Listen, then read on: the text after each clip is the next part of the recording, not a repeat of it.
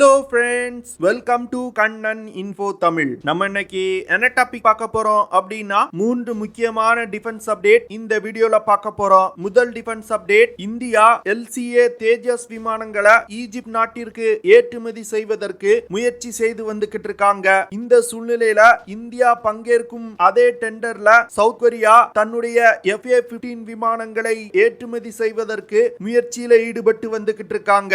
எப்படி மலேசியாவிற்கு light compact ஏர்கிராப்ட்களை supply செய்வதற்கான டெண்டர்ல தேஜஸ் மற்றும் சவுத் கொரியாவின் FA-15 விமானத்துக்கு இடையே போட்டி நிலவுச்சோ, அதே போன்று இந்த டெண்டர்லையும் இந்த 2 விமானங்களுக்கு இடையே கடுமையான போட்டி நிலவும் அப்படின்னு எதிர்பார்க்கப்படுது. இந்த டெண்டர்ல சவுத் கொரியாவின் FA-15 விமானத்தை LCA தேஜஸ் விமானத்தால தோற்கடிக்க முடியுமா?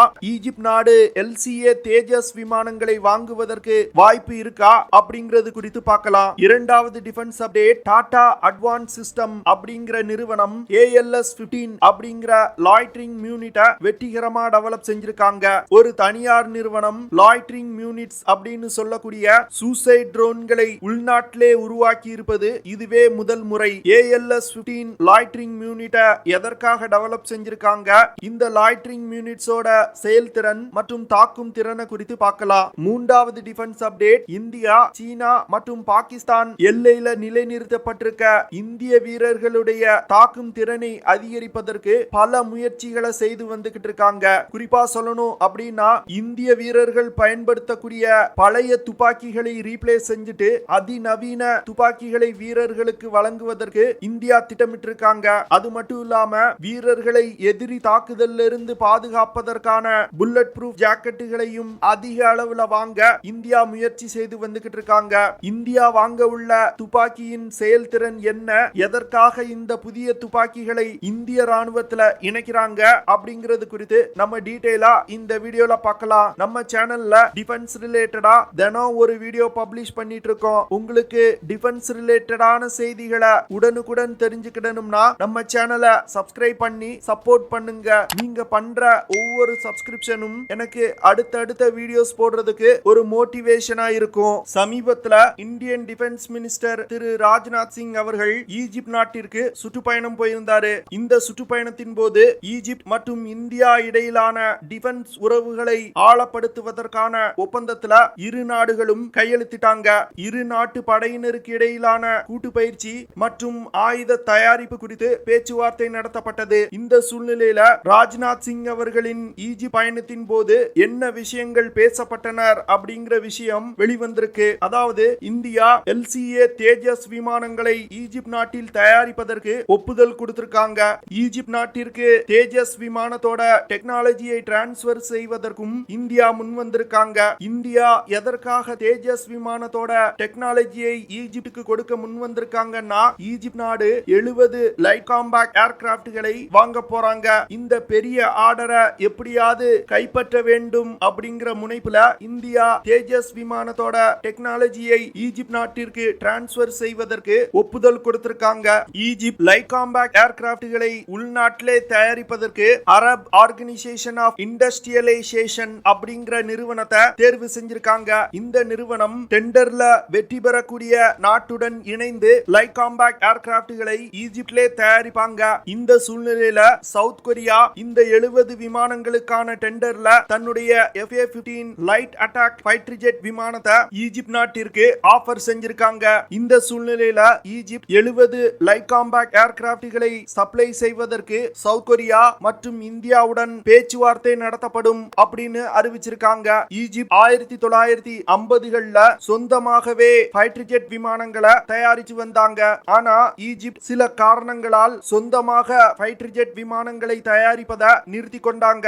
இப்போ மறுபடியும் உள்நாட்டிலே ஃபைட்டர் ஜெட் விமானங்களை தயாரிப்பதற்காக தான் இந்தியா மற்றும் சவுத் கொரியாவுடன் பேச்சுவார்த்தை நடத்தி வர்றாங்க. ஈஜிப்ட் பிப்ரவரி 2023ல 70 லைட் காம்பேக்ட் ஏர்கிராப்ட்களை சப்ளை செய்வதற்கான கான்ட்ராக்ட்ல எந்த நிறுவனம் வெற்றி பெற்றிருக்கு அப்படின்னு அறிவிக்க உள்ளாங்க. இந்த சூழ்நிலையில ஈஜிப்ட் நாட்டை சேர்ந்த டிஃபென்ஸ் எக்ஸ்பர்ட்ஸ் 70 லைட் காம்பேக்ட் ஏர்கிராப்ட்களுக்கான டெண்டர் இந்திய HAL நிறுவனத்திற்கு கிடைப்பதற்கு தான் அதிக வாய்ப்பு இருக்கு அப்படின்னு சொல்றாங்க. ஏன்னா இந்தியா மற்றும் ஈஜிப்டுக்கு இடையே நல்ல ஒரு ராணுவ உறவு உத்தரவு இருக்கு. அது மட்டும் இல்லாம ஈஜிப்ட் நாட்டை சேர்ந்த பைலட்டுகள் இந்தியாவில் ட்ரெயினிங் எடுக்கிறாங்க. இதனால இந்தியாவின் LCA தேஜஸ் விமானத்தை வாங்கினா மிக எளிதா தங்களுடைய பைலட்டுகளுக்கு பயிற்சி கொடுக்க முடியும் அப்படின்னு சொல்றாங்க. அது மட்டும் இல்லாம சில இக்கட்டான சூழ்நிலைகள்ல ஈஜிப்ட் நாட்டிற்கு இந்தியா உதவி செஞ்சிருக்காங்க. குறிப்பா சொல்லணும் அப்படின்னா சமீபத்துல இந்தியா தன்னுடைய வீட் எக்ஸ்போர்ட்டை தடை செஞ்சாங்க. ஆனா ஈஜிப்ட் நாட்டிற்கு இந்தியா தொடர்ந்து சப்ளை செஞ்சு வந்தாங்க. இதற்கு காரணம் இரு நாடுகளுக்கும் இடையிலான நல்ல உறவு. இதன் காரணமா ஈஜிப்ட் இந்தியாவின் LCA தேஜஸ் விமானங்களை வாங்குவதற்கு தான் அதிக வாய்ப்பு இருக்கு அப்படின்னு டிஃபென்ஸ் எக்ஸ்பர்ட்ஸ் சொல்றாங்க. இந்தியா ஈஜிப்ட் நாட்டுல LCA தேஜஸ் விமானங்களை தயாரிப்பதற்கு ஒத்துக்கொள்வதற்கு முக்கியமான காரணம் ஈஜிப்ட் நாட்டை ஒரு பேஸா பயன்படுத்தி நார்த் ஆப்பிரிக்கா மற்றும் மிடில் ஈஸ்ட் நாடுகளுக்கு LCA தேஜஸ் விமானங்களை ஏற்றுமதி செய்ய திட்டமிட்டிருக்காங்க. ஈஜிப்ட் நாட்டிற்கு 70 லைட் காம்பேக்ட் ஏர்கிராப்டுக்கான கான்ட்ராக்ட்ல தேஜஸ் MK1A விமானங்களை ஆஃபர் செஞ்சிருக்காங்க. அதனால கூடிய விரைவில் இந்த கான்ட்ராக்டை HAL நிறுவனத்திற்கு ஈஜிப்ட் நாடு வழங்கும் அப்படின்னு எதிர்பார்க்கப்படுது. பார்க்கலாம் இந்தியாவின் LCA தேஜஸ் விமானங்கள் இந்த கான்ட்ராக்ட்ல ஜெயிக்குதா இல்ல சவுத் கொரியாவின் FA-15 விமானம் ஜெயிக்குதா அப்படின்னு. இரண்டாவது topic, Tata advanced system limited ALS-15 அப்படிங்கிற லாய்டரிங் யூனிட்டை வெற்றிகரமா டெவலப் செஞ்சிருக்காங்க. இந்த லாய்டரிங் யூனிட்டை போக்ரான் ஃபயரிங் ரேஞ்சில வச்சு வெற்றிகரமா சோதனையும் பண்ணி காமிச்சிருக்காங்க. இந்த சோதனையின் போது ALS-50 லாய்டரிங் யூனிட் வெற்றிகரமா டார்கெட்டை தாக்கி அழிச்சிருக்கு. வெற்றிகரமா சோதனை முடிக்கப்பட்டதனால இந்த லாய்டரிங் யூனிட் கூடிய விரைவில் இந்திய படையில் இணைக்கப்பட உள்ளது. ALS-50 loitering unit high altitude பகுதிகளான லடாக், அருணாச்சல் பிரதேஷ், சியாச்சின் போன்ற இடங்கள்லையும் சிறப்பா செயல்படும் வகையில உருவாக்கப்பட்டிருக்கு. போன வருடம் ALS-50 லாய்டரிங் யூனிட் லடாக் போன்ற ஹை ஆல்டிடியூட் பகுதியில வச்சு வெற்றிகரமா சோதிக்கப்பட்டது.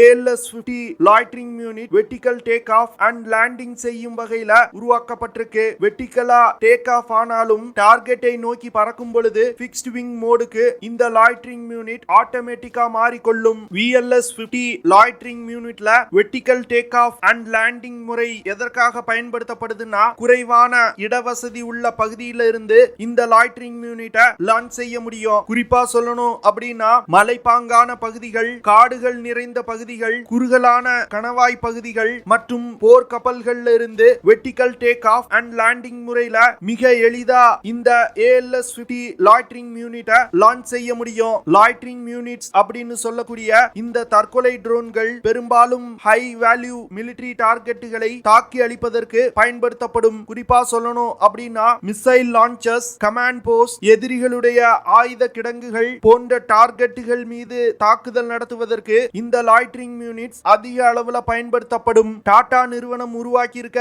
இந்த ALS-50 லாய்டரிங் யூனிட்னால ஆட்டோமேட்டிக்கா டார்கெட்டுகளை கண்டுபிடித்து தாக்குதல் நடத்த முடியும். அதாவது இந்த லாய்டரிங் யூனிட்ல டார்கெட் குறித்தான இன்புட்டை கொடுத்தாச்சுன்னா போதும், அதுவே தன்னிச்சையாக டார்கெட்டை கண்டுபிடித்து தாக்குதல் நடத்தும். இந்த ALS-50 லாய்டரிங் யூனிட்டோட சைஸை பெருசுபடுத்த முடியும் அப்படின்னு டாடா நிறுவனம் சொல்றாங்க. இதனால அதிக எடை கொண்ட வெடிபொருட்களை சுமந்து சென்று இந்த ட்ரோன்களால் தாக்குதல் நடத்த முடியும். ALS-50 லாய்டரிங் யூனிட்ல ஆர்டிபிஷியல் இன்டெலிஜென்ஸ் தொழில்நுட்பம் பயன்படுத்தப்பட்டிருக்கு. இதனால இந்த ட்ரோன்கள் மிக எளிதா டார்கெட்டை கண்டுபிடித்து மிக துல்லியமா தாக்குதல் நடத்துது. வரும் காலத்துல இந்த ALS-50 லாய்டரிங் யூனிட்ஸ் அதிக அளவுல இந்திய படையில் பயன்படுத்தப்பட உள்ளது. மூன்றாவது டிஃபென்ஸ் அப்டேட், சமீபத்துல திரு ராஜ்நாத் சிங் அவர்களின் தலைமையில் நடந்த டிஃபென்ஸ் அக்யூசேஷன் கவுன்சிலோட மீட்டிங்ல ஆத்ம நிர்பான் பாரத் திட்டத்தை ஊக்குவிக்கும் வகையிலையும் நார்தன் மற்றும் வெஸ்டர்ன் பார்டர்ல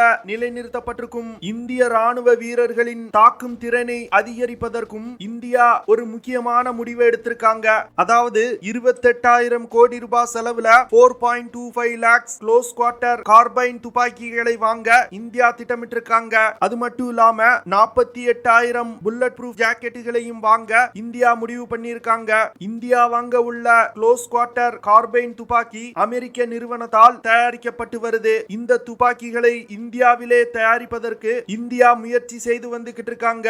இந்தியா வாங்க உள்ள க்ளோஸ் குவார்ட்டர் கார்பைன் துப்பாக்கிகள்னால 200 மீட்டர் தூரத்துல உள்ள டார்கெட்ஸை மிக துல்லியமா தாக்க முடியும். இந்த துப்பாக்கியோட எடை மிகவும் குறைவா இருக்கும். அதாவது அதாவது வெறும் 3 கிலோகிராம் எடை கொண்டது. இந்த துப்பாக்கியை பயன்படுத்தி ஒரு நிமிடத்துல 700 முதல் 950 ரவுண்டுகளை ஃபயர் செய்ய முடியும். தற்போது இந்திய படையில் பிரிட்டன் நாட்டால் தயாரிக்கப்பட்ட ஸ்டெர்லிங் 1A1 சப்மெஷின் கன் பயன்படுத்தப்பட்டு வருது. இந்த துப்பாக்கிகளை இந்தியா வாங்க உள்ள க்ளோஸ் குவார்ட்டர் கார்பைன் துப்பாக்கிகள் ரீப்ளேஸ் செய்ய போகுது. இந்தியா வாங்க உள்ள க்ளோஸ் குவார்ட்டர் கார்பைன் துப்பாக்கிகள் இந்தியாவில் தயாரிக்கக்கூடிய 5.56 into 45 mm புல்லட்டுகளையும் பயன்படுத்தும் வகையில தயாரிக்கப்பட உள்ளது. அமெரிக்காவின் இந்த க்ளோஸ் குவார்ட்டர் கார்பைன் துப்பாக்கிகளை தொடர்ந்து 15 வருடங்கள் பயன்படுத்தும் வகையில உருவாக்கப்பட்டிருக்கு. இந்த துப்பாக்கிகள் மற்றும் புல்லட் ப்ரூஃப் ஜாக்கெட்டுகள் இந்திய படையில் இணைக்கப்பட்டுச்சு அப்படின்னா இந்திய வீரர்களுடைய தாக்கும் திறன் பல மடங்கு அதிகரிக்கும் அப்படின்னு டிஃபென்ஸ் எக்ஸ்பர்ட்ஸ் சொல்றாங்க.